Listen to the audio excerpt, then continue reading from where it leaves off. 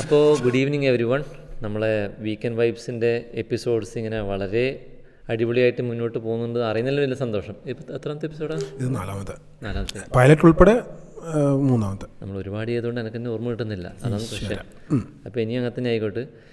ഇന്ന് നമ്മുടെ കൂടെ അരുൺ പൂർണ്ണമായിട്ടും ടെക്നിക്കലിലേക്ക് മാറിയല്ലേ. ഇന്ന് അരുൺ പൂർണ്ണമായിട്ടും ടെക്നിക്കൽ. അപ്പോൾ ആ ഒരു ഗ്യാപ്പിലേക്ക് നമ്മൾ ഒരാളെ കൊണ്ടുവന്നിട്ടുണ്ട്. അത് ഗസ്റ്റ് ഒന്നും പറയാൻ പറ്റില്ല, ഗോസ്റ്റ് എന്ന് വേണം പറയാം. അപ്പോൾ പിന്നെ പലർക്കും ഈ ഇൻട്രൊഡക്ഷൻ്റെ ആവശ്യമില്ല. നമ്മുടെ കണ്ണൂർ ജില്ലയിലുള്ള ഒട്ടുമിക്ക ആൾക്കാർക്കും ഈ കക്ഷിനെ അറിയാം. എൻ്റെ വളരെ അടുത്ത സുഹൃത്താണ്. ഇത് ഇന്ന് നമ്മുടെ കൂടെയുള്ളത് മറ്റാരുമല്ല, നമ്മുടെ ഏറ്റവും കണ്ണൂരിൻ്റെ പ്രശസ്തിയുള്ള സെലിബ്രിറ്റി ടോം ബ്രോ ആണ്. Thank you. എന്നെ ഇതിൽ ക്ഷണിച്ചതിന് ഔപചാരികമായി ഞാനും താങ്ക്സ് അറിയുന്നു. ആക്ച്വലി തോമസിന് നമ്മൾ ഒരുപാട് കാലമായി ടാർഗറ്റ് ചെയ്ത് വെച്ചിട്ട്, പക്ഷേ ആളെ കിട്ടാൻ ഭയങ്കര പാടാണ്. Is A busy man. Thomas പരിചയമില്ലാത്ത ആൾക്കാർക്ക് വേണ്ടി ചെറിയൊരു ഇൻട്രൊഡക്ഷൻ ഞാൻ തരാം. ഒരു ഇൻസ്റ്റാഗ്രാം ഇൻഫ്ലുവൻസർ എന്ന് വേണമെങ്കിൽ വിളിക്കാം. പക്ഷേ ആൾ മൾട്ടി ടാലൻ്റഡ് ആണ്. നല്ലോണം പാട്ട് പാടും. അറിയുന്ന ആൾക്കാർക്ക് അറിയാം അവൻ്റെ റീൽസിൻ്റെ ക്വാളിറ്റി. ഇപ്പം ആൾ കുറച്ച് കാലമായിട്ട് ജോബൊക്കെ റിസൈൻ ചെയ്ത് പിന്നെ റീൽസ്, സോഷ്യൽ മീഡിയ ആഡ്സ് ചെയ്യുന്ന പരിപാടി തുടങ്ങിയിട്ടുണ്ട്. ഈ പെർഫോമൻസ് അല്ലെങ്കിൽ പെർഫോമിംഗ് ആർട്സിനോടുള്ള ഒരു കമ്പം, അതായത് സ്വന്തമായിട്ട് കലാപരമായിട്ട് എന്തെങ്കിലും ചെയ്യണം എന്നുള്ള ഒരു ത്വരയുണ്ടാവുമല്ലോ, അത് ചെറിയ പ്രായത്തിൽ തുടങ്ങിയിട്ടുണ്ടായിരുന്നു. അല്ല ഞാൻ ചോദിക്കുന്നത്, നിങ്ങളിപ്പം രണ്ടുപേരും എഞ്ചിനീയറിംഗ് ഡിഗ്രി ചെയ്ത പ്രദീപിൻ്റെ കാര്യം എനിക്കറിയാം. പ്രദീപ് പണ്ട് സ്കൂളിൽ പഠിക്കുന്ന കാലത്തെ പാട്ടുകാരൻ എന്നുള്ള ഒരു ലേബൽ അറിയപ്പെട്ട ഒരു വ്യക്തിയാണ്. തോമസിന് എനിക്കൊന്നും അറിയില്ല. അത് ചെറുപ്പത്തിൽ അങ്ങനെ ഉണ്ടായിരുന്നു, ആ ഒരു ഇൻക്ലിനേഷൻ ഉണ്ട്? അതിന് കൃത്യമായ ഉത്തരവുണ്ട്. സത്യം പറഞ്ഞാൽ ചെറുപ്പം തൊട്ട് സത്യം പറഞ്ഞാൽ ശരി അതാണ് ഞാൻ പറഞ്ഞത്. നമ്മൾ ബോൺ ആയിട്ടാണ്, അതായത് ജന്മനയുള്ള ഒരു കലാകാരൻ ഇപ്പം പറയുമ്പോൾ ആണെന്ന് പറയാൻ പറ്റും. പക്ഷേ ആ ഒരു ചെറിയ പ്രായത്തിൽ അല്ലെങ്കിൽ ആ സ്കൂൾ പഠിക്കുന്ന സമയത്തിൽ എല്ലാ സ്റ്റേജ് പരിപാടികൾക്കൊക്കെ ഞാൻ പോയിട്ട് നിൽക്കും. പക്ഷെ ഒന്നിനും സമ്മാനം കിട്ടില്ല. അപ്പോൾ പാട്ട് എല്ലാത്തിലും ഒന്നിനും സമ്മാനം കിട്ടില്ല. വരക്കലായാലും സമ്മാനം കിട്ടില്ല. പിന്നീട് എനിക്ക് തോന്നുന്നത്, പിന്നീട് ഞാനിങ്ങനെ അതിങ്ങനെ പോളിഷ് ചെയ്ത് എടുത്തതാന്ന് തോന്നുന്നു. അപ്പോൾ ആദ്യമായിട്ട് എനിക്ക് ഉണ്ടായിരുന്ന എന്ന് പറഞ്ഞിട്ട് ഞാൻ വിശ്വസിക്കുന്ന ഒരു ഇൻബോൺ ടാലൻ്റ് ഉണ്ട് എന്ന് പറയുന്നത് അത് മ്യൂസിക് കമ്പോസിങ് ആണ്. അതാണ് ഞാൻ റെക്കഗ്നൈസ് ചെയ്ത എൻ്റെ ആദ്യത്തെ ഒരു ഇതെന്ന് പറയുന്നത്. അപ്പോൾ പാട്ട് പാടലല്ല, ട്യൂൺ കൊടുക്കും. ആ സമയത്ത് നമ്മളെ ചെറുപ്പകാലത്ത് ഇപ്പോഴും ഉണ്ട്, ചലച്ചിത്ര ഗാനങ്ങൾക്കായിട്ട് ഓരോ ബുക്ക് കിട്ടും, 5 ഉറുപ്പിക ഉണ്ടാവും. അപ്പോൾ ആ സമയത്ത് അതൊക്കെ വാങ്ങി ഓൾറെഡി ആ പാട്ട്, സിനിമയിലുള്ള പാട്ടിൻ്റെ ട്യൂൺ അറിയാം, പക്ഷേ ഞാൻ എൻ്റെ രീതിയിൽ ട്യൂണാക്കി വെക്കും. പിന്നെ നന്ദനത്തിൻ്റെ സമയത്ത് അങ്ങനത്തെ കുറച്ച് കാലങ്ങളാണ്. പിന്നെ ക്രിസ്തീയ ഭക്തി ഗാനങ്ങളെല്ലാം എൻ്റെ രീതിയിലുള്ള ട്യൂൺ ഉണ്ടാക്കി വെക്കും. പിന്നെ പോകെ അതായത് ട്യൂണുകൾ ഇങ്ങനെ അത്യാവശ്യം ഉണ്ടാക്കാൻ ഇഷ്ടമാണ്. ഒരുപാട് ട്യൂൺ ഇങ്ങനെ മനസ്സിലാക്കി വെച്ചിട്ടുണ്ട്. ചില ട്യൂണുകളെല്ലാം എന്താ പറയുക റെക്കോർഡ് ചെയ്ത് വെച്ചിട്ടുണ്ട്. അപ്പോൾ അന്ന് നിന്ന് എൻ്റെ ഫസ്റ്റായിട്ട് ഞാൻ റെക്കഗ്നൈസ് ചെയ്തത് ആട്ടെ. പിന്നെ ആക്ടിങ്ങിലേക്കെല്ലാം വന്നത് വളരെ ലേറ്റ് ആയിട്ടാണ്. അതായത് എനിക്കൊന്ന് ടിക്ടോക്കെല്ലാം വരുന്ന സമയത്ത് വെറുതെ ആ സമയത്ത് ഒരു ടൈം പാസിന് വേണ്ടി തുടങ്ങിയപ്പോഴാണ് ആക്ടിങ് ഒരു ഇഷ്ടം എന്ന് തോന്നിയത്. അതിനൊക്കെ വളരെ അപ്പോൾ ആദ്യ കാലത്തൊക്കെ അല്ലെങ്കിൽ പാട്ട് അല്ലെങ്കിൽ മ്യൂസിക് ഡയറക്ഷൻ അങ്ങനെയൊക്കെ ഉണ്ടായി. മാറ്റം വരുത്തുക എന്ന് പറഞ്ഞത് വരികൾ മാറ്റുന്നതാണോ അല്ലെ ഈണം അല്ലെങ്കിൽ ട്യൂണ് മാറ്റും? ഇതിപ്പോൾ ഞാൻ പറഞ്ഞുതരാം. പാടുമ്പോൾ അത് ആൾക്കാർ എന്നെ കല്ലെടുത്തറിയാന്നല്ല. ഇപ്പോൾ രണ്ടുപേരും പാടുന്ന ശ്രീലവസന്തം പിലിയൊഴിഞ്ഞു മധുരയിൽ പൗർണമിയായി, ഈ പാട്ട് നന്ദനത്തിലെ ആ സമയത്ത് ആ സമയം എന്ന് പറയുമ്പോൾ ഞാൻ എത്ര 10ലാറ്റ പഠിക്കുന്നത്. അപ്പോൾ ഞാൻ ആക്കിയത് ശ്രീലവസന്തം പീലിയൊഴിഞ്ഞു മധുരയിൽ പൗർണമിയായി ഗോപി ഹൃദയം തരളിതമായി മാധവ സംഗമമായി രാധാമാധവ ഇത് ഞാൻ ആ സമയത്ത്. അപ്പോൾ എനിക്കിത് എന്തൊരു ക്രൈസാണ്. അതായത് അതിനകത്തുള്ള ഈണത്തിന് വേറൊരു ഈണം ഇട്ട് ആ സമയത്ത് ഇങ്ങനത്തെ കുറേ പാട്ടുകൾ ചിലതൊന്നും എനിക്ക് ഓർമ്മയില്ല, ഇങ്ങനെ എൻ്റേതായിട്ടുള്ള ഈണം ഉണ്ടാക്കി വെക്കും. എനിക്കൊന്ന് പിന്നെ തോമസിന് ഏറ്റവും കൂടുതൽ ഇഷ്ടമുള്ള മേഖല, അതായത് ക്രിയേറ്റീവ് ഇതിൽ തന്നെ ഏറ്റവും ഇഷ്ടമുള്ള മേഖല മ്യൂസിക് കമ്പോസിഷൻ ഏറ്റവും ഇഷ്ടമുള്ള. അപ്പോൾ ഇപ്പോൾ റീൽസിലൊക്കെ ചെയ്യുന്ന സമയത്ത് എല്ലാവരും നിങ്ങൾ നല്ലോണം ആക്ട് ചെയ്യുന്നുണ്ടല്ലോ, അല്ലെങ്കിൽ അങ്ങനത്തെ രീതിയിൽ നല്ലോണം ആക്ട് ചെയ്യുന്നില്ല, അത് വേറെ കാര്യം. അതല്ല, അങ്ങനത്തെ രീതിയിലുള്ള നല്ല രീതിയിലുള്ള അങ്ങനത്തെ ആക്ടിങ് ആണ് പാഷൻ എന്നാണ് മിക്ക ആൾക്കാർ വിചാരിക്കുന്നത്. സത്യം പറഞ്ഞല്ല, എൻ്റെ ഏറ്റവും വലിയ ആഗ്രഹം എന്ന് വെച്ചാൽ ഇൻഡിപെൻഡൻ്റ് ആയിട്ട് ഒരു മ്യൂസിക്. പക്ഷേ അതിപ്പോൾ എല്ലാവരും ചെയ്യുന്നുണ്ട്. പക്ഷേ ഞാൻ എൻ്റെ നമുക്കൊരു ചെറിയൊരു കഴിവ് അതിനകത്ത് കിട്ടിയിരുന്നു. പക്ഷേ നമുക്ക് മ്യൂസിക് പഠിച്ചിട്ടില്ല, അതിൻ്റെ ഒരു കുറവുമുണ്ട്. എന്നിരുന്നാൽ പോലും ഞാനൊരു കറക്റ്റ് സമയമാകുമ്പോൾ ഞാൻ നല്ലൊരു വൃത്തിക്കുള്ളൊരു മ്യൂസിക് എൻ്റേതായിട്ടുള്ളൊരു ഇൻഡിപെൻഡൻറ്റ് മ്യൂസിക് ഇറക്കും. അത് 100% ഉറപ്പാക്കിയില്ലേ നമ്മളിറക്കിനെ നമ്മളൊന്ന് ട്രൈ ആക്കിന്. പക്ഷെ അതൊക്കെ അത്ര ഒരു സ്റ്റാൻഡേർഡ് ഒന്നുമില്ല. അതൊന്ന് ട്രൈ ആക്കാൻ പറ്റുമോയെന്നൊന്ന് ശ്രമിച്ചു നോക്കിയത്. അത് ഏകദേശം കുറേ വർഷങ്ങൾ മുമ്പാണ്.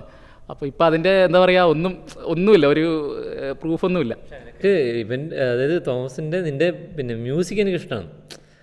ട്യൂൺ നല്ലതാണ്, പക്ഷേ ആക്ച്വലി ലിറിക്സ് എഴുതിയത് നീ തന്നെയല്ലേ? ലിറിക്സ് ഞാൻ എഴുതി, പക്ഷെ അതിവന് നാടകീയത ഉണ്ടാവും. അതുകൊണ്ടാണ് ആ പാട്ട് ടോട്ടൽ അത്ര ഒരു സുഖമായിട്ട്. ഓക്കെ, നല്ലോണം എഴുതുന്ന ആൾക്കാരെ നമുക്ക് വിളിക്കാം. നമ്മൾ ആദ്യം ഒരു വീഡിയോ ക്രിയേറ്റ് ചെയ്തില്ലേ, അതിന് ആ പാട്ട് ഒരു മ്യൂസിക് നമ്മൾ മുമ്പ് ചെയ്തിട്ട് നമ്മൾ ഇറക്കി. ശരിക്കും നമ്മൾ അന്നൊരു 13,000 റുപ്യക്ക് ഒരു വീഡിയോ ഉണ്ടാക്കി. പിന്നെ ആ പാട്ടിനും മൊത്തത്തിൽ ഒരു 10,000-25,000 റുപ്യയുടെ അടുത്തൊരു ആ വീഡിയോനും ഓഡിയോനും മൊത്തമായിട്ടുണ്ടായിരുന്നു. അത് നമ്മൾ ഇറക്കിയിട്ടുണ്ടായിരുന്നു 2015 ഒരു സോങ്. അത് പക്ഷേ അതിപ്പോൾ യൂട്യൂബിൽ എവിടെയും ഇല്ല. അല്ലല്ല, അത് എവിടെയില്ല. അത് പക്ഷേ അന്ന് അങ്ങനെ വലിയ പ്രാധാന്യം കൊടുത്തില്ല. അത് അതിൻ്റെ ഫയൽ ഒറിജിനൽ അങ്ങനെ യൂട്യൂബിന്. ഈ റീൽസിൻ്റെ ഒരു പരിപാടി അങ്ങനെ ആക്ച്വലി തുടങ്ങുന്നത് അല്ല, ഐ മീൻ ഈ ക്രിയേറ്റീവ് ആയിട്ടുള്ള ഏതൊരു സാധനം. ഇപ്പം ഞാൻ ചോദിക്കുന്നത് ഈ വീഡിയോ ഫോർമാറ്റുള്ള. മനസ്സിലായി. ഞാൻ ആദ്യമായിട്ട് ചെയ്യുന്ന ഒരു വീഡിയോ ഞാനും പ്രദീപും പരിചയപ്പെട്ടത് 2012 2012 ചെയ്ത അതിന് പേര് ലൈക്ക് പോൾസ്. പറയുമ്പോൾ എനിക്ക് ഇവനും ചിരി വരും. കാരണം ആദ്യമായിട്ട് സമുദ്രങ്ങൾ. അപ്പോൾ 2012 ഇവരെ പരിചയപ്പെട്ട് അപ്പോൾ തന്നെ ഞാൻ പറഞ്ഞു എന്നാൽ നമുക്ക്. അപ്പോൾ ഇവൻ്റെ വീടിൻ്റെ അടുത്തൊരു ക്യാമറയുള്ള ഒരു പുള്ളിക്കാരൻ, അന്നത്തെ ഒരു ക്യാമറയുണ്ട്. അത് അവർക്ക് ആ ക്യാമറക്ക് ഒരു പ്രത്യേകത ഉണ്ടായിരുന്നു. ആ ക്യാമറ ആ വ്യക്തിക്ക് സമ്മാനിച്ചത് Taj hotel, Mumbai Taj hotel invite ചെയ്തില്ലേ, ടെററിസ്റ്റ് അറ്റാക്ക് ഉണ്ടായിരുന്നില്ലേ, ആ സമയത്ത് രക്ഷപ്പെട്ട ഒരു ഫോറിനർ അവർക്ക് സമ്മാനിച്ച ഒരു ക്യാം കോഡർ. അപ്പോൾ ആ ക്യാമറ വെച്ചിട്ട് ഇവൻ്റെ റൂമിൽ കയറി. ഇവൻ ആരാണ് ഭരിക്കുന്ന ആൾ? ഞാൻ കള്ളനും. ഇവൻ ആത്മഹത്യ ചെയ്യാൻ പോകുന്ന സമയത്ത് കള്ളൻ രക്ഷിക്കുന്ന. അതൊന്നും ഇപ്പോൾ പറയാനേ പറ്റൂല. അപ്പോൾ അതെടുത്ത് പിന്നെ അതിന് ശേഷം നമ്മൾ പിന്നെ ഇടയ്ക്ക് ഇങ്ങനെ കാരണം ആ സമയത്ത് എന്നെല്ലാം പറയുമ്പോൾ ഇൻസ്റ്റാഗ്രാം അല്ലെങ്കിൽ ടിക്ടോക്ക് അങ്ങനത്തെ ഒരു ഇതൊന്നുമില്ല ആ സമയത്തൊക്കെ. പിന്നെ ഈ യൂട്യൂബും അങ്ങനെ അത്ര പ്രശസ്തമൊന്നുമല്ലാന്ന് തോന്നുന്നു. ഐ മീൻ നമുക്ക്. അപ്പോൾ നമ്മളിങ്ങനെ ഇടയ്ക്ക് ഷോർട്ട് ഫിലിം ആ സമയത്ത് പ്രദീപിൻ്റെ കയ്യിലൊരു ഇപ്പോഴും ഉണ്ടല്ലേ, പ്രദീപിന് സ്വന്തമായിട്ടൊരു ക്യാമറയുണ്ട്, നിക്കോണിൻ്റെ ഏറ്റവും ബേസ്. അപ്പോൾ അതിലാണ് നമ്മുടെ ഷൂട്ട്. നമ്മുടെ ആദ്യത്തെ ഗുരു എന്നും അതിനോട് കടപ്പാടിരിക്കുക. അപ്പോൾ അതിന് സ്റ്റെബിലിറ്റി ഒന്നും ഉണ്ടാവില്ല, അങ്ങനെ വിറക്കും. അപ്പോൾ നമ്മൾ അതിൽ ഒരുപാട് വീഡിയോസ് എടുത്തിന്. ഇങ്ങനെ ഒരുപാട് വീഡിയോസ് എടുക്കും നമ്മൾ. ആ സമയത്തുള്ള യൂട്യൂബിലെല്ലാം അപ്ലോഡ് ചെയ്യും. അതൊന്നിപ്പോൾ ഓർമ്മയൊന്നുമില്ല. എൻ്റെ ഈ കാര്യമായിട്ടുള്ള ഒരു 2015 ഈ പാട്ട് ഇറക്കിയപ്പോൾ കുറച്ച് നമ്മളെ കൂട്ടത്തിലെ ആൾക്കാർക്കെല്ലാം മനസ്സിലായി എനക്കും ഇവനൊക്കെ ഇതിനോട് കുറച്ച് താല്പര്യമുണ്ടെന്ന്. പിന്നീട് ഇങ്ങനെ എടുത്തുകൊണ്ട് നിൽക്കാറുണ്ട്. പിന്നെ 2019 ടിക്ടോക്ക് ഇറങ്ങിയപ്പോഴാണ് ടിക്ടോക്ക് ഇറങ്ങിയപ്പോഴാണ് സത്യം പറഞ്ഞാൽ ഞാനും ഇതിൻ്റെ ഒരു രുചി അറിയുന്നത്. ടിക്ടോക്കിൻ്റെ സമയത്ത് ടിക്ടോക്ക് നമ്മളിങ്ങനെ ചെയ്തു തുടങ്ങിയത് പിന്നെ അതിൻ്റെ അകത്ത് ഇങ്ങനെ ഇടയ്ക്കിടയ്ക്ക് നമ്മൾ വീഡിയോ ഇടുമല്ലോ. അപ്പോൾ വീട്ടിൻ്റെ ടെറസിൻ്റെ മേൽ നിന്നും പിന്നെ പണിയെടുക്കുന്ന സ്ഥലത്തു നിന്നൊക്കെ ഇങ്ങനെ അതിന് ആ സമയത്തല്ലേ ഡബ് സ്മാഷ് ഇങ്ങനെ ലിപ്സിങ്ക് പോലെ പറയേണ്ടത്. അപ്പോൾ അത് ചെയ്ത് ഒരു ഘട്ടം എത്തിയപ്പോൾ ഒരു വീഡിയോ വൈറലായി. ആ സമയത്ത് ഞാൻ പാടിയ ഒരു പാട്ടിൻ്റെ വീഡിയോ വൈറലായി. അത്യാവശ്യം ഫോളോവേഴ്സ് വന്ന് 60,000. അതായത് എൻ്റെ ഓർമ്മയിലുണ്ട് ടിക്ടോക്കിൽ. അത് അവന് ഇഷ്ടപ്പെട്ടില്ല. അവന് അധികം ഫോളോവേഴ്സ് ഉണ്ടാകുമ്പോൾ അപ്പം ഡിലീറ്റ് ചെയ്താൽ അല്ല അങ്ങനത്തെ ഒരു എനിക്ക് അങ്ങനെ ഒരു നമുക്ക് അതിൻ്റെ ഒരു എന്താ അതിന് പറയുക ഫാസിനേഷൻ ഇല്ല. എനിക്ക് ഒരു ഘട്ടത്തിയപ്പോൾ അത് നിർത്തണം എന്ന് തോന്നി. അപ്പോൾ അത് നിർത്തി. അപ്പോൾ അതിനുശേഷം അതായത് ഈ 60K ഫോളോവേഴ്സ് സമയത്ത് ടിക്ടോക്ക് നിർത്തി. അത് ടിക്ടോക്ക് ബാൻ ചെയ്തോണ്ടല്ല? അല്ലല്ല, അതിന് മുമ്പ് നിർത്തി. ഇവൻ ടിക്ടോക്കിനെ ബാൻ ചെയ്തു. അത് അല്ല അങ്ങനെ ഉദ്ദേശിച്ചത്. അൺയൂഷ്വലായിട്ട് തോന്നണ്ട. ആ സമയത്ത് ചെയ്ത് നമുക്കൊരു മടുപ്പ് വരുമല്ലോ, അങ്ങനെ നിർത്തി. എന്തിനാണിങ്ങനെ മീൻസ്. അപ്പോൾ അതിന് ശേഷം ആണ് ഇൻസ്റ്റാഗ്രാം ഒന്ന് ലെവലായി വന്ന സമയത്ത് ഈ ടിക്ടോക്കിലെ ആൾക്കാരൊക്കെ അതേ പേര് വെച്ചിട്ട് ഇൻസ്റ്റാഗ്രാം തുടങ്ങി. അപ്പോൾ ഇവരെ തപ്പി വരുന്ന ഫോളോവേഴ്സിനെല്ലാം വളരെ പെട്ടെന്ന് അവരെ കിട്ടി. അപ്പോൾ ടിക്ടോക്കിൽ പിന്നെ ഫേമസ് ആയിരുന്ന ആൾക്കാരൊക്കെ ഇൻസ്റ്റാഗ്രാമിൽ ഇപ്പോഴും അത്യാവശ്യം വളരെ ഞാൻ പൊട്ടത്തരം ചെയ്ത് ഞാൻ ആ ടിക്ടോക്കിൽ ഒരു എന്താ പറയുക പേരിന് പോലും കിട്ടാത്തൊരു പേരാണ്, മൈ ഓൺ കോമിക്സ് എന്നുള്ള എന്തോ ഒരു പേരാണ്. അപ്പോൾ ഇൻസ്റ്റാഗ്രാം തുടങ്ങിയപ്പോൾ എനിക്ക് ഒബ്വിയസ്ലി അറിയാമല്ലോ എനിക്ക് അതിനൊരു താല്പര്യം ഇല്ലാണ്ട് ഇങ്ങനെ ഇരിക്കുന്ന സമയത്ത് പിന്നെ കുറച്ച് 2-3 കൊല്ലത്തിന് ശേഷമാണ് ഇൻസ്റ്റാഗ്രാം തുടങ്ങുന്നത്. അപ്പോഴേക്കും ടോം ബ്രോ എന്നുള്ള പേര് മനസ്സിൽ വന്ന് അതന്നെ നമ്മൾ നിർബന്ധിച്ചുകൊണ്ടാണ് മാറ്റാത്തത്. ഇല്ല അതും ചിലപ്പോൾ 2-3 തോമസ് എന്നുള്ള പേര് വളരെ ഞാൻ ചോദിക്കട്ടെ. അപ്പോൾ അതായത് ഈ ടിക്ടോക്ക് നിർത്താൻ ഒരു കാരണം ഉണ്ടായിരുന്നു, പക്ഷെ റീൽസ് കുറച്ചൊന്ന് തുടങ്ങി ഒന്ന് വലുതാവാൻ തുടങ്ങി. റീൽസ് ഇടക്കൊക്കെ നിർത്തിന് അല്ല അത് വീണ്ടും തുടങ്ങി. അപ്പം എന്താണ് സംഭവിച്ചത്? അതിനിടയ്ക്ക് ആ മാറ്റം അല്ലെങ്കിൽ വീണ്ടും തുടങ്ങാൻ തോന്നാനുള്ള കാരണം എന്തായിരുന്നു? അതിപ്പോ എന്താ അതിന് പ്രത്യേകിച്ച് മാറ്റം. അതായത് അന്നേരം ടിക്ടോക്ക് മടുത്തപ്പോൾ നിർത്തി. കുറെ കഴിഞ്ഞപ്പോ പിന്നെ ഇൻസ്റ്റാഗ്രാമിന്റെ ഒരു സ്വഭാവം മനസ്സിലായി. ഇൻസ്റ്റാഗ്രാമിന് ഇനി അങ്ങോട്ടേക്ക് ഒരുപാട് കാര്യങ്ങൾ നമുക്ക് നമ്മളെപ്പോലത്തെ കലാകാരന്മാർക്ക് വേണ്ടി ചെയ്യാനുണ്ട്. കാരണം ഇൻസ്റ്റാഗ്രാം എന്താ പറയുക, ഒരുവിധപ്പെട്ട എല്ലാ ആളുകളും ഇൻസ്റ്റാഗ്രാമിലേക്ക് ചേക്കേറി. ഫേസ്ബുക്കെല്ലാം ഔട്ട്ഡേറ്റഡ് അങ്ങനെ പറയാം. അപ്പോൾ ഇൻസ്റ്റാഗ്രാമിന് ഇനി ഒരുപാട് റോളുണ്ട് സത്യം പറഞ്ഞാൽ, അത് എല്ലാ മേഖലയിലെ.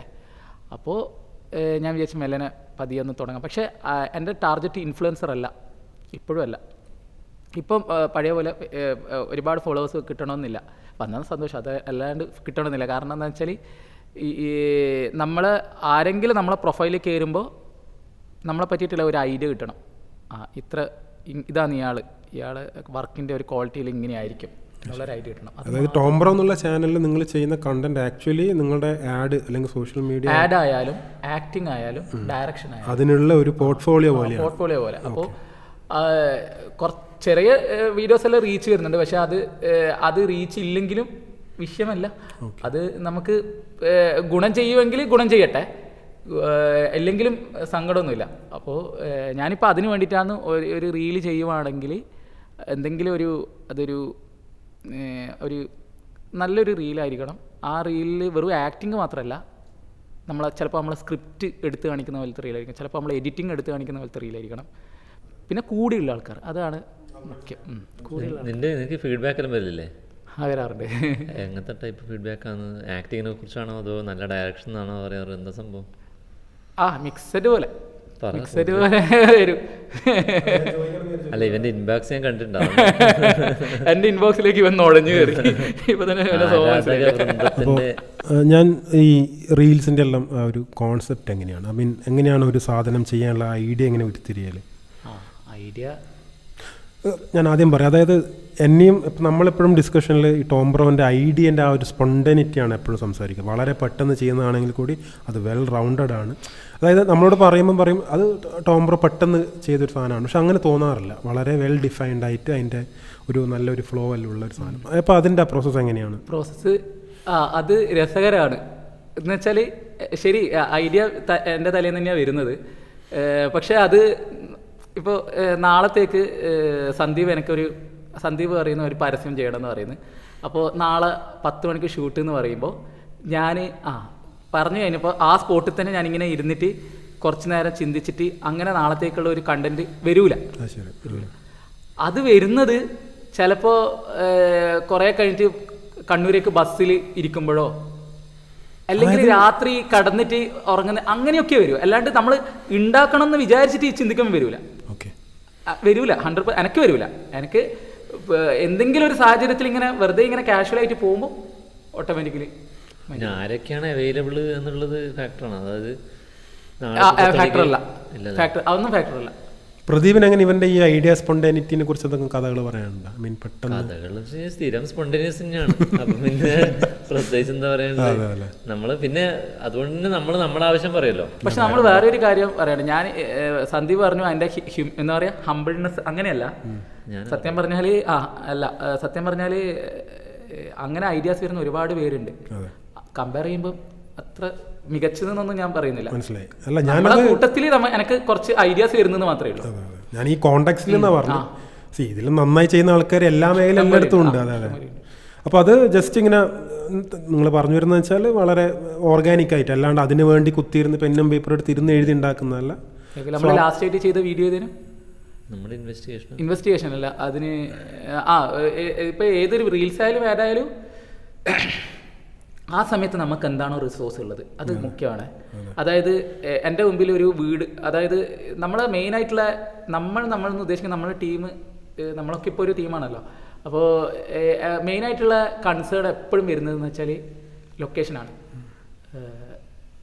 ആകെ കുറച്ച് ലൊക്കേഷനിൽ നമ്മളിങ്ങനെ റിപ്പീറ്റ് ചെയ്ത് ഇതാക്കുന്നത്. ഒന്നിക്കൽ കണ്ണൂരിൽ ഏതെങ്കിലും ഒരു സ്ഥിരമായിട്ടുള്ള അവിടുന്ന് ഷൂട്ട് ചെയ്യാൻ പോകുമ്പോൾ തന്നെ ആൾക്കാർ അറിയാം ഇവർ ഷൂട്ട് ചെയ്യാൻ വന്നിട്ടുണ്ട് അങ്ങനെ പറയുന്ന ആൾക്കാർ, കാരണം സ്ഥിരം പോയിട്ട് എടുക്കുന്നത് എൻ്റെ റീൽസൊക്കെ മനസ്സിലാവും. അല്ലെങ്കിൽ പ്രദീപിൻ്റെ വീടായിരിക്കും, അല്ലെങ്കിൽ അരുണിൻ്റെ വീടായിരിക്കും. അങ്ങനെ അപ്പോൾ ആദ്യമേ അറിയാം ഇവിടെ നമുക്ക് ഉള്ളൂ. അപ്പോൾ ഞാൻ കണ്ടന്റ് ആക്കുമ്പോൾ അവിടെ തന്നെ തീരുന്ന പോലെ കണ്ടന്റ് ആക്കും. അതായത് ലൊക്കേഷൻ ഫാക്ടറാണ് എനിക്ക് മെയിനായിട്ട് വരിക. അവിടെ തന്നെ. പിന്നെ ആര് അഭിനയിക്കുന്നത് വിഷയമേ അല്ല, ആരായാലും. മെയിനായിട്ട് സംബന്ധിച്ച് ആ ഷോർട്ട് ഡ്യൂറേഷനിൽ ഒരു ഹെഡും ടെയിലും ഒക്കെ വെച്ച് ഒരു സ്ട്രക്ചർ ഉണ്ടാക്കാൻ അത് ശരിക്കും ഒരു ടാലന്റ് വേണ്ടുന്ന കാര്യമാണ്. പിന്നെ അത്ര സമയമല്ലേ നമുക്കുള്ളൂ. ഒരുപാട് സമയം ഉണ്ടെങ്കിൽ ഒരു കഥ നമുക്കിങ്ങനെ പിന്നെ റെഡിയാക്കി എടുക്കുന്നതിന് ബുദ്ധിമുട്ടുണ്ടാകും. പക്ഷേ പ്രതിഭനെ പറ്റി പ്രത്യേകം മെൻഷൻ ചെയ്യണം. എനിക്ക് സംഭവം ഐഡിയ ഒക്കെ എല്ലാം എന്തായാലും ഓവറോൾ ഞാൻ തന്നെയാണ് ചെയ്യുന്നത്. പക്ഷേ നമുക്ക് വ്യക്തി, അതായത് നമുക്കൊരു കയ്യിലൊരു തീം ഉണ്ടെങ്കിൽ ഒരു സ്ക്രിപ്റ്റ് ഡെവലപ്പ് ചെയ്യുന്ന സമയത്ത് നമുക്ക് പ്രോഗ്രസീവായിട്ടുള്ള ഒരു അഭിപ്രായം അല്ലെങ്കിൽ സജഷൻസ് പറയാൻ ഒരാളുണ്ടെങ്കിൽ ഭയങ്കര ആശ്വാസമായിരിക്കും. അപ്പോൾ ഇവൻ്റെ അടുത്ത് ഞാൻ എപ്പോഴും കഥ ഡിസ്കസ് ചെയ്യും. അപ്പോൾ ഇവൻ പറയും അതങ്ങനെ ആക്കിയാൽ എങ്ങനെ ഇരിക്കുന്നു. അപ്പോൾ എനിക്ക് അത്ര സ്ട്രെയിൻ പറഞ്ഞില്ല. അപ്പോൾ അതിൽ പ്രദീപ് അഭിമാനിക്കാം. പ്രദീപ് ഞാൻ ചോദിക്കാറുണ്ട് ഈ പിന്നെ നെഗറ്റീവ് ക്രിറ്റിസിസത്തിനോട് എങ്ങനെയാണ് തോമസ്? ഞാൻ വളരെ വൾണറബിൾ, അതാണോ വാക്ക്? വൾണറബിൾ എന്ന് വെച്ചാൽ പെട്ടെന്ന് എഫക്റ്റഡ് ആവും. അത് എന്താണെന്ന് വെച്ചാൽ അത് ഉണ്ട്, എഫക്റ്റഡ് ആവും. അതായത് ഞാൻ നെഗറ്റീവ് ആയിട്ടുള്ള ഒരു സംഭവങ്ങളിലോട് പിന്നെ മീൻസ് അതിനെ ഫേസ് ചെയ്യാൻ താല്പര്യമില്ല. ഞാൻ പരമാവധി അതിൽ നിന്ന് ഒഴിയാനാണ് ശ്രമിക്കുക. അങ്ങനത്തെ കമൻസും വരാറുണ്ട്, അങ്ങനത്തെ മെസ്സേജസും വന്നിട്ടുണ്ട്, ഇഷ്ടംപോലെ വന്നിട്ടുണ്ട്. അപ്പോൾ അതിൽ കാര്യമുണ്ടോയെന്നുള്ളത് നീ പരിശോധിക്കുക. അത് നെഗറ്റീവ് ഞാൻ നെഗറ്റീവ് എന്ന് എടുത്തിരിക്കുന്നത് എല്ലാവരും നെഗറ്റീവായിട്ട് പറയുന്ന പോലെ അല്ലാതെയുള്ള എന്താ പറയാ ക്രിറ്റിസിസം എന്ന് പറയാം. ക്രിറ്റിസിസത്തിനെ നന്നായിട്ട് എടുക്കണം. സോഷ്യൽ മീഡിയ എന്ന് പറയുന്ന ഒരു അനോണിമിറ്റിൻ്റെ ഒരു സാധനം ഉണ്ടല്ലോ. അപ്പോൾ ആൾക്ക് എന്ത് വേണമെങ്കിൽ വിളിക്കാം, തെറി വിളിക്കാം, പറയാം. അപ്പോൾ അത് നിന്നെ ഏതെങ്കിലും രീതിയിൽ സ്വാധീനിക്കാറുണ്ടോ എന്നുള്ളതാണ് എൻ്റെ ചോദ്യം. അത് ആ കാര്യത്തിനോട് ഞാൻ ഭയങ്കര എഫക്റ്റ് ആകാറുണ്ട്. പക്ഷേ നോർമൽ ഒരു ക്രിറ്റിസിസം ഇല്ല, ഈ റീലി ഇങ്ങനെ ചെയ്താൽ, അതായത് ഞാൻ അങ്ങനെ എടുത്ത അഭിപ്രായം കൃത്യമായിട്ട് എടുത്തിട്ടുണ്ട്. ഇപ്പോൾ ലാസ്റ്റായിട്ട് പിന്നെ ഒരു പെൺകുട്ടി പോലീസിനോട് പറഞ്ഞിട്ട് എന്നെ പിടിക്കുന്ന ഒരു റീലിട്ട്, അതായത് ആ ഒരു റീലിൻ്റെ ഒരു തേർഡ് ഭാഗം. അപ്പോൾ ഒരു പയ്യൻ എൻ്റെ അടുത്ത് പറഞ്ഞിരുന്നത് അത് ക്ലാരിറ്റി ഇല്ല. അപ്പോൾ ഞാൻ നോക്കി അത് ശരിയാണ്, ക്ലാരിറ്റി ഇല്ല. അതുകൊണ്ട് ഞാനത് ഡിലീറ്റ് ആക്കിയിട്ട് അത് വേറൊരു രീതിയിൽ എഡിറ്റ് ചെയ്തിട്ട് വീണ്ടും പോസ്റ്റ് ചെയ്തിട്ടുണ്ടായിരുന്നു. അപ്പോൾ അങ്ങനെ എടുക്കാറുണ്ട്.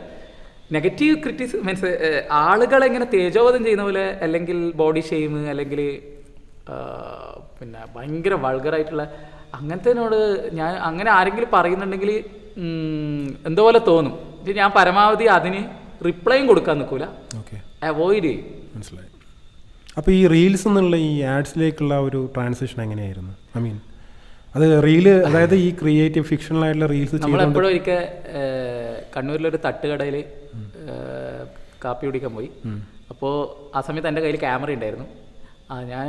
നമ്മൾ ഈ ഞാനിപ്പോൾ നിൽക്കുന്ന യാത്രയിൽ എനിക്ക് ഉപകരിച്ചൊരു മെയിൻ കാര്യം നമ്മൾ വിട്ടുപോയി, അതെൻ്റെ ക്യാമറയാണ്.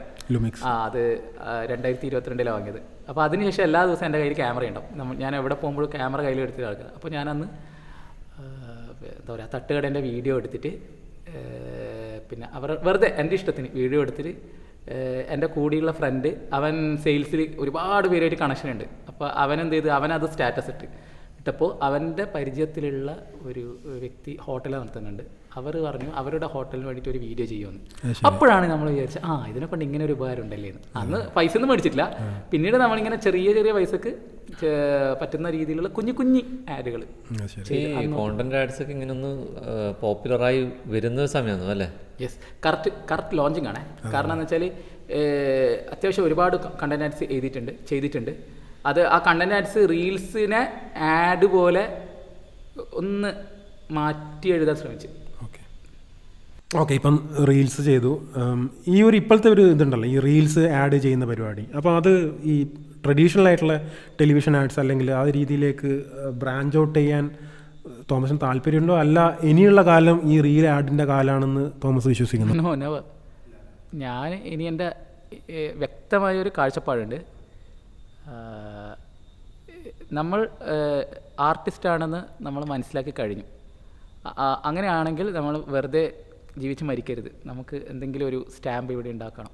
അപ്പോൾ എൻ്റെ മേഖല എന്ന് പറയുന്നത് എൻ്റെ കയ്യിലുള്ള ഒരു കഴിവ് എന്താണ് എനിക്ക് ദൈവം തന്നിട്ടുള്ളത് അത് വെച്ചിട്ട് നമ്മൾ അതിൽ ഒരു ട്രൈ നടത്തണം. അപ്പോൾ നമ്മൾ അൾട്ടിമേറ്റ് എന്ന് പറയുമ്പോൾ എന്നെ സംബന്ധിച്ച് പറയുകയാണെങ്കിൽ സിനിമയാണ്.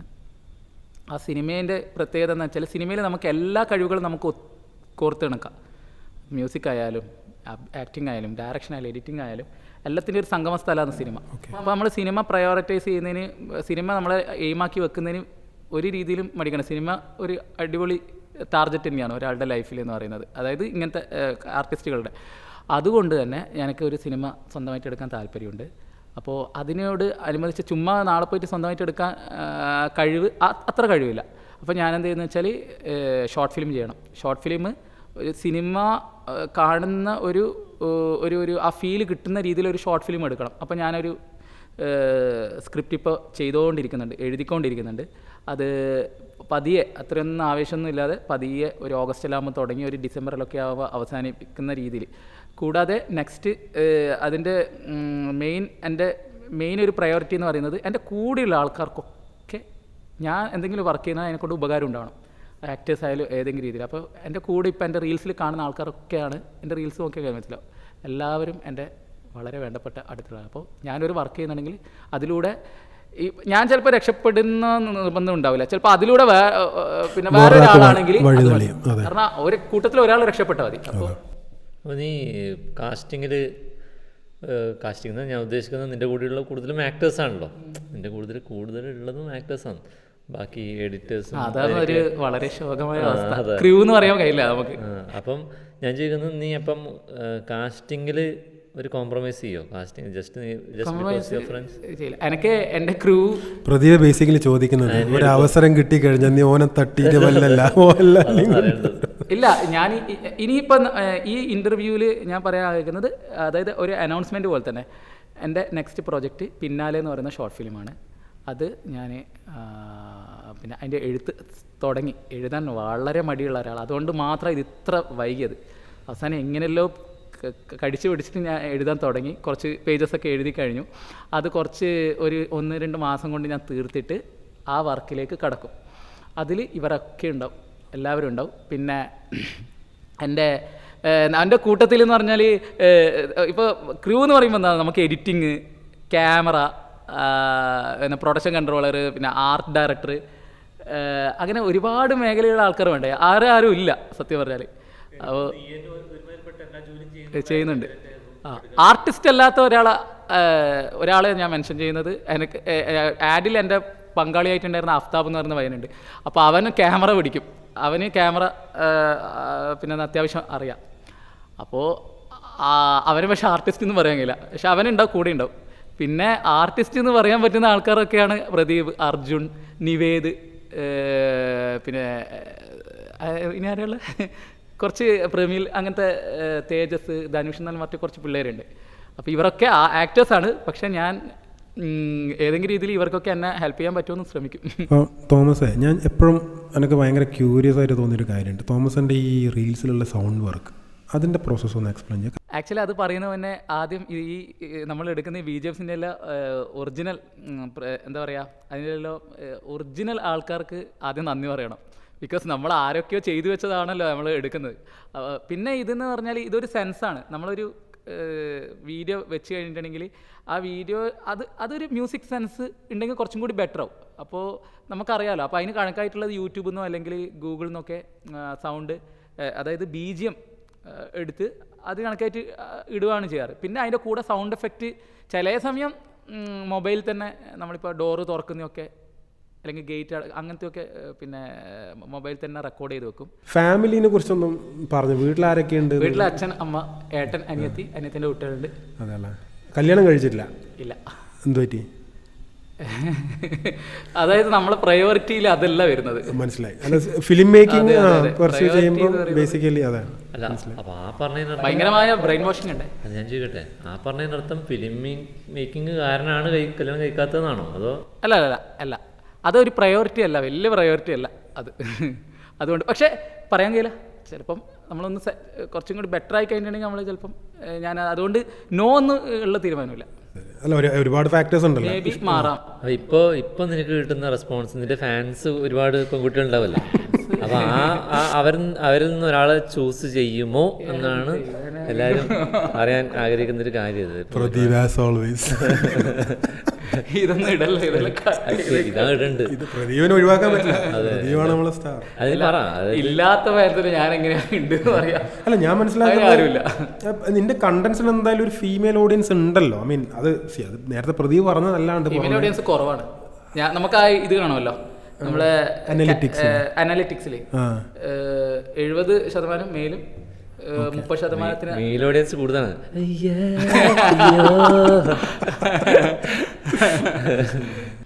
ഇൻസ്റ്റാഗ്രാം റീൽസ് ചെയ്യുന്നതിന് എന്തെങ്കിലും ഈ സാമ്പത്തികമായിട്ട് എന്തെങ്കിലും നേട്ടമുണ്ടോ? അല്ലാതെ കിട്ടിയില്ല.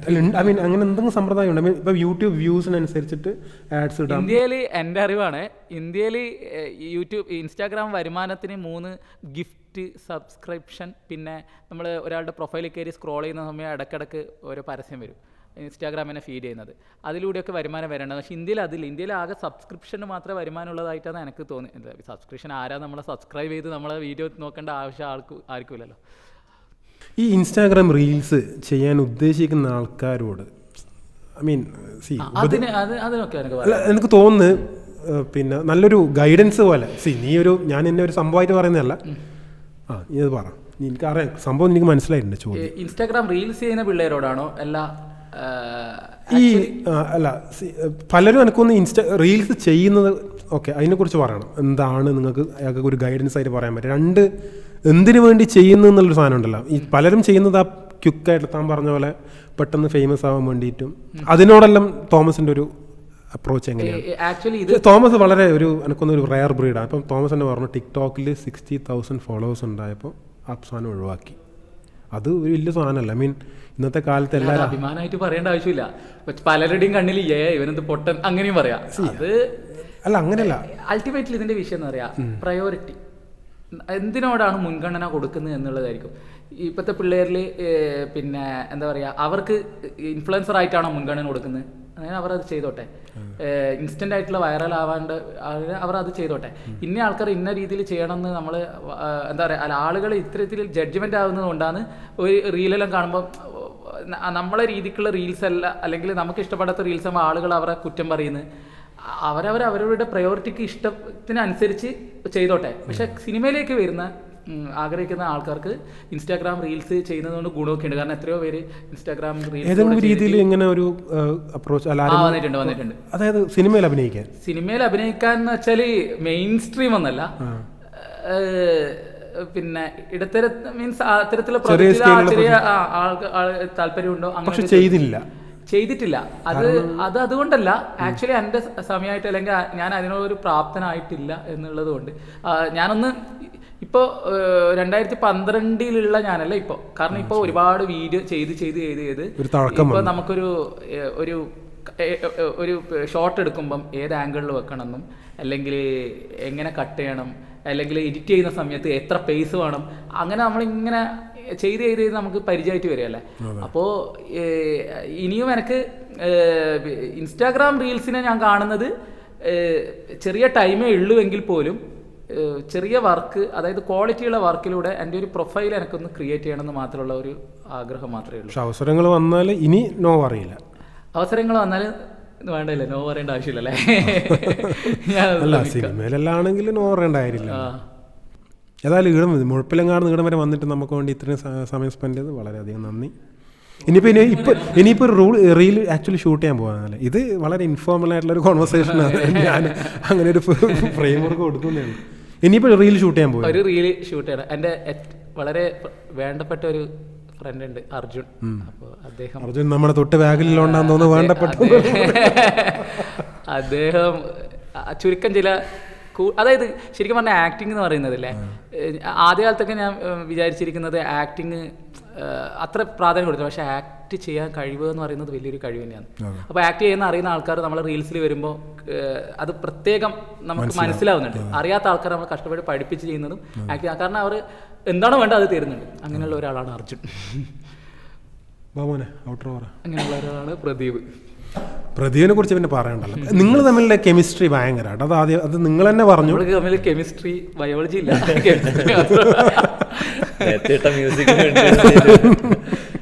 അത് അങ്ങനെയല്ല ഞാൻ പറഞ്ഞത്. നിങ്ങൾ ഒരുമിച്ച് ചെയ്ത വർക്കിലും നിങ്ങൾ റിയൽ ലൈഫിൽ നമ്മൾ കാണുന്നുണ്ടല്ലോ. അപ്പോൾ അത് ഒരുപാട് നമ്മൾ ചെയ്ത് ഗിവ് ആൻഡ് ടേക്ക് പോലെ അറിയാം. നമ്മൾ എന്താ ഇപ്പൊ ഞാൻ എവിടെയാ ക്യാമറ വെക്കാന്ന് ഇവന് അറിയാം, എന്തായിരിക്കും പറയാൻ പോകുന്നത് ഒക്കെ. പലതും നീ ചെയ്യുന്നതിന് മുമ്പ് അവന് മനസ്സിൽ വരും.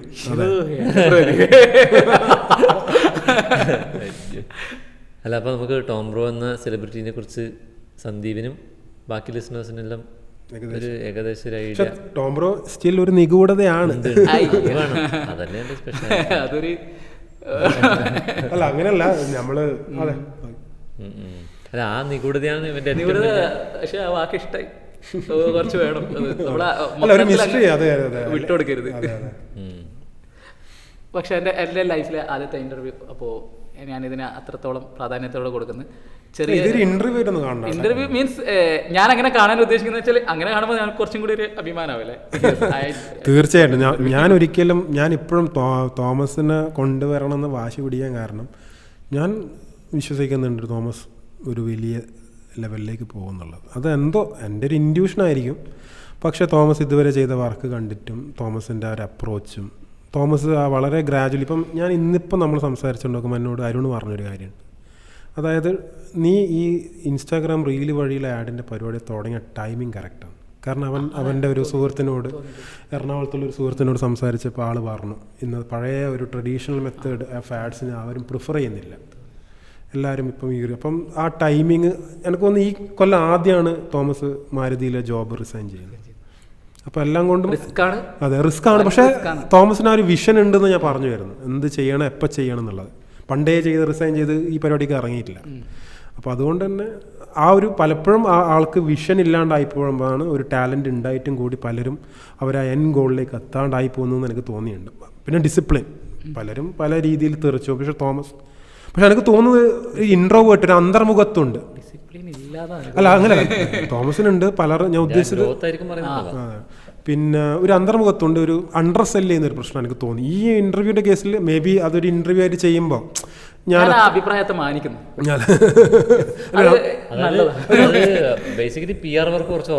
ആദ്യത്തെ ഒരു 5 മിനിറ്റ് എനിക്ക് തോന്നുന്നു എനിക്ക് തോമസ് അവസാനം ക്ലിയർ ചെയ്യുന്നുണ്ട്. തോമസിന്റെ കഴിവിലുള്ള നമ്മളുടെ ഒരു വിശ്വാസത്തിന്റെ പുറത്താണ് തോമസിനെ ഇവിടെ ഇന്റർവ്യൂവിന് വിളിച്ചിരിക്കുന്നത്. അപ്പോൾ അത് ആ ടോപ്പിക്കാണ്. പക്ഷേ തോമസ് അങ്ങനെയല്ല, വലിയ സംഭവമൊന്നുമല്ല, അങ്ങനെ ആവർത്തിച്ച് പറയേണ്ട. അത് ആക്ച്വലി ഇല്ല, അത് ഭയങ്കരമായിട്ട് ഞാൻ ഉണ്ടാക്കി പറയുന്നില്ല. അത് ചിലപ്പോൾ നമ്മൾ ജന്മന അങ്ങനെ ആയിരിക്കും ക്യാരക്ടർ. അതായത് നമ്മളെ മുമ്പിൽ നിന്നിട്ട് ഒരാൾ നമ്മളെ പ്രൈസ് ചെയ്യുമ്പോൾ, പ്രൈസ് ചെയ്യുന്ന ഉദ്ദേശിക്കുന്നത് ഇപ്പോൾ സന്ദീപിനെ നോക്കിയിട്ട് സന്ദീപ് യു ആർ ഗ്രേറ്റ്, നിങ്ങൾ അങ്ങനെ പറയും, അങ്ങനത്തെ ടൈപ്പൊക്കെ.